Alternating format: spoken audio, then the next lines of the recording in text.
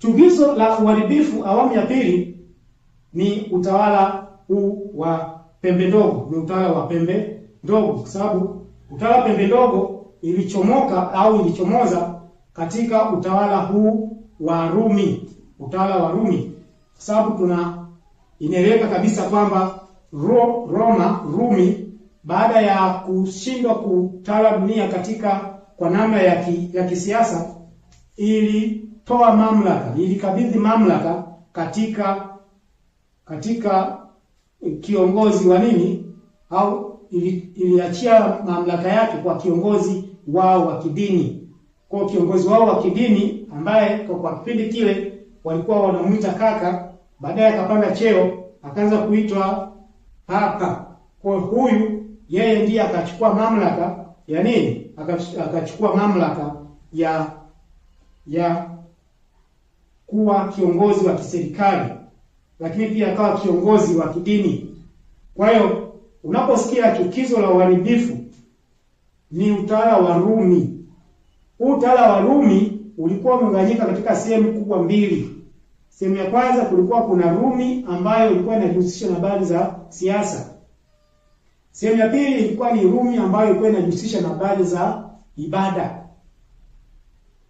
Walikuwa na ibada zao za kipagani. Sasa kiongozi wa serikali aliposhinda kuongoza dunia, akakabidhi mamlaka kwa nani? Kwa kiongozi wa kidini. Kwa kiongozi huyu wa kidini akawa na mamlaka mbili. Akawa yeye ndio kiongozi wa kidini, lakini pia yeye ndiye akawa kiongozi wa kiserikali. Kwa akawa na kofia mbili. Kwa unaposikia chukizo la uharibifu, huyu wa sasa hivi ambaye Yesu alitabiri kwamba atakuja kuizingira dunia, atakuja kuweka ibada zake, atakuja kuchomeka ibada zake ulimwenguni, bendera zake ulimwenguni, ni utawala huu wa pembe ndogo ambao unaitwa nini? Upapa, ambao unaitwa upapa. Sasa huyu ndiye tunakwenda kuona namna gani alivyofanya kazi. Sasa utawala huu ulianza kutawala ilianza rasmi kutawala dunia mwaka 538 baada ya Yesu kupaa kwenda wapi? Mbinguni. Ndio ilianza rasmi kutawala dunia. Kwa akawa anatawala dunia kidini, lakini pia anatawala dunia kiserikali. Akisimama kama serikali akitangaza, ukikaidi umemrudishia kiongozi wako wa dini. Akiwa kanisani akitangaza, usipotekeleza umemrudishia kiongozi wako wa nini? Wa kiserikali. Kwa akawa na kofia zote mbili. Kwa katika kipindi hiki chote toka 538 alitawala mpaka mwaka 1798, ambapo sasa tunaona utawala huu wa upapa ulikosa nini? Ulikosa nguvu, ulikosa mamlaka ya kuitawala nini? Dunia. Kwa katika kipindi hiki chote ibada au bendera ya ibada za kipagani, ibada ya jua, ibada ya Jumapili ilikuwa imesimikwa. Na wengi waliokataa tunaona walikuwa wanauliwa, wanachinjwa, wanachoma moto. Unabishana na kiongozi wako wa serikali. Kwa walikuwa wanatendewa mambo ya ajabu na watu wengi waliuliwa. Sasa utawala huu ulitawala dunia katika kipindi hiko chote kama ilivyotabiriwa katika kitabu cha Daniel sura ya 7 na lile fungu la 25. 7:25 anasema naye atanena maneno kinyume chake aliye juu, naye atawadhoofisha watakatifu wake aliye juu, naye ataazimu kubadili majira na sheria, nao watatiwa mikononi mwake kwa wakati na nyakati 2.5 wakati.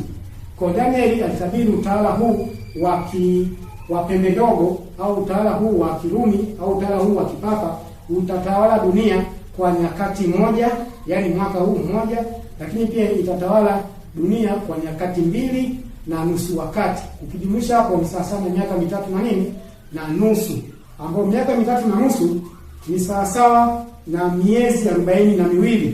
Na hii miezi 42 tunaipata katika kitabu cha Ufunuo sura ya 13 na lile fungu la 5.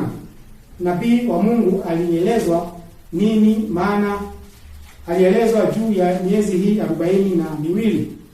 Na ukisoma katika kitabu hiki inaelezea utawala huu ambao ulitawala dunia katika kipindi hiko.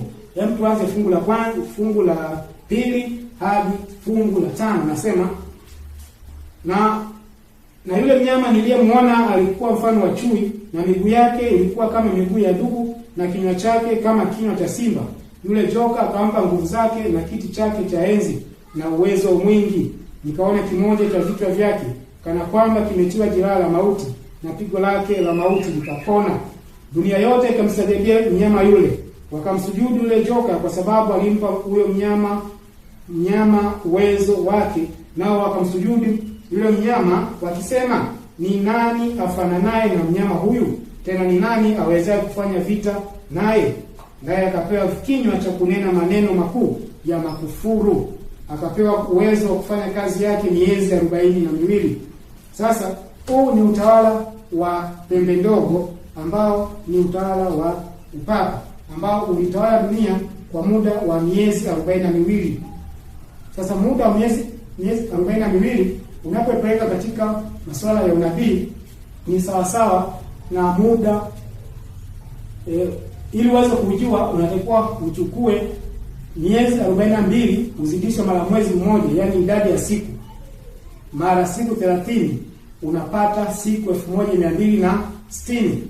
Sasa siku 1260 unapopeleka katika unapoendelea mbele zaidi katika unabii, siku moja ni sawasawa na mwaka mmoja kulingana na Ezekiel 4 fungu la 6. Kwa siku moja ni sawasawa na mwaka mmoja. Kwa siku 1260 ni sawasawa na miaka 1260. Na huu utawala wa upapa ulitawala dunia toka mwaka 538 AD mpaka mwaka 1798 AD. Sasa ukiangalia muda ambao umetawala hapo, chukua 1798 toa mwaka 538, unapata ni sawasawa na siku 1260. Ni unapata sawasawa na miaka 1260. Kwa hiyo hii miezi 42 ni sawasawa na miaka 3.5 kwenye Daniel 25. Lakini pia ni sawasawa na miaka 1260, kipindi ambapo huu utawala wa Urumi, utawala wa upapa ulitawala dunia. Kwa katika kipindi chote tunaona utawala huu, hii kipindi cha 1260, huu utawala dhalimu, huu utawala katili ulitesa watu, uliua watu, ulichoma Biblia, uliharibu Kristo, uliharibu nini? Kristo. Wenyewe wakajiita wao ni nani? Ni Mungu. Kwa hiyo sisi tunaoishi katika zama hizi za mwisho, Yesu alitabiri kwamba huyu chukizo la uharibifu atasimika tena ibada zake katika awamu ya mwisho. Katika awamu gani? Ya mwisho. Sasa ilipofika mwaka 1798, utawala wa upapa ulikosa mamlaka kinini, kidini, lakini pia ulikosa mamlaka kiserikali. Kwa hiyo wakawa hawana mamlaka tena ya kuamrisha watu na watu kutenda. Wakawa hawana tena mamlaka ya kwamba mimi nimesema hiyo walikuwa hawana. Walikuwa nini? Hawana. Sasa Biblia inatuambia kwamba katika fungu hili la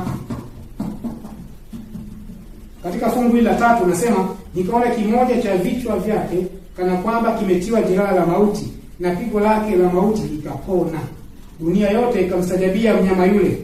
Kwa hiyo tunaambiwa kwamba kuna kupona. Kwa nini? Kwa jeraha. Kuna kupona kwa nini? Kwa jeraha la nini? La mauti. Kwamba badala ife kabisa, sasa itapona. Badala ya kwamba ipoteze nguvu milele, sasa itapona. Sasa inaponaje? Yaani watapata mamlaka tena kidunia kutawala nini? Dunia. Hiyo ndio maana ya kupona kwa jeraha la mauti. Kama watapata tena nguvu ya kutawala tena nini? dunia. Hiyo ndio kupona kwa jeraha la mauti. Sasa anaponaje? Sasa sisi kama watu ambao Mungu ametupatia hii nuru, jukumu letu ni kufanyaje? Kukaa kimya? Sisi kazi yetu ni kusema. Ndio maana unaposoma kitabu cha Wathesalonike Wathesalonike wa pili sura ya 2 fungu la 3 na 4 inasema, sura ya 2 fungu la 3 na 4 inasema, mtu wawaye yote asidanganye kwa njia yoyote, maana haiji usipokuja kwanza kule upendeufu, akafunuliwa yule mtu wa kuasi, mwana wa uharibifu, yule mpingamizi, ajinywe nafsi yake juu ya kila kiitwacho Mungu ama kuabudiwa, hata yeye mwenyewe kuketi katika hekalu la Mungu, akijionyesha nafsi yake kana kwamba yeye ndiye nani? Mungu. Kwa ni lazima afunuliwe. Ni lazima afunuliwe. Watu wamjue, ili watu wasije wakadanganywa. Ili watu wachague wenyewe kumfuata au kutomfuata. Ili wewe unasikiliza, uamue mwenyewe kwa akili yako timamu, uchague kumfuata yeye au kumfuata Kristo. Kitabu cha Ufunuo 17:18 pia inaeleza hii habari ya huyu chukizo la uharibifu anayekuja katika dunia hii katika awamu hii ya mwisho. Fungu la 8 nasema, yule mnyama uliyemwona alikuwako, naye hayuko, naye yu tayari kupanda kutoka kuzimu na kwenda kwenye uharibifu.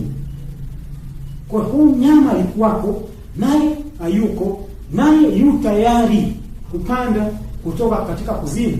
Yaani huyu mnyama alikuwepo kipindi cha mateso.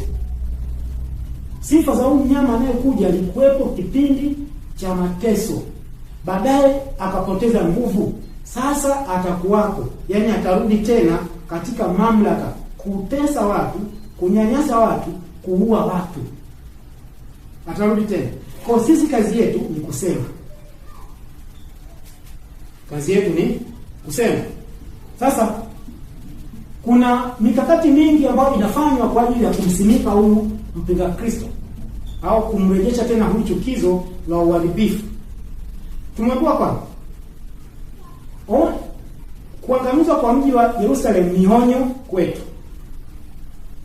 Tuwe makini, tusipuuze. Kwa yale yaliyotendeka kule, na sisi inatakiwa tujifunze.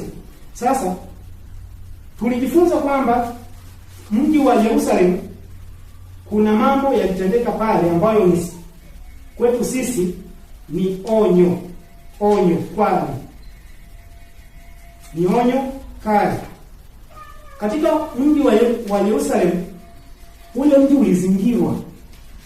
Baada kuzingirwa, watu walikuwa hawawezi kutoka nje wala kuingia ndani. Wale walikuwa wanatoka nje kutafuta chakula walikuwa nakamatwa, wanauliwa.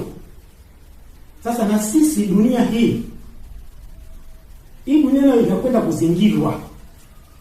Hii dunia inakwenda kuzingirwa kwa namna ya ajabu. Kwa namna ya ajabu. Tunakwenda kuona ni jinsi dunia inapokwenda kuzingirwa kwa namna ya ajabu, ambapo watu hawataweza kutoka wala kuingia. Tuone. Kuna barua ya mtu mmoja anaitwa Albert Pike. Barua ya mtu mmoja anaitwa Albert Pike. Huyu alikuwa ni Freemason, degree ya 33. Yeye aliandika mpango wa kuponyesha jeraha la mauti la nani? La upapa. Kwamba huo mpango ukifuatwa, basi upapa utapata kupona jeraha la mauti.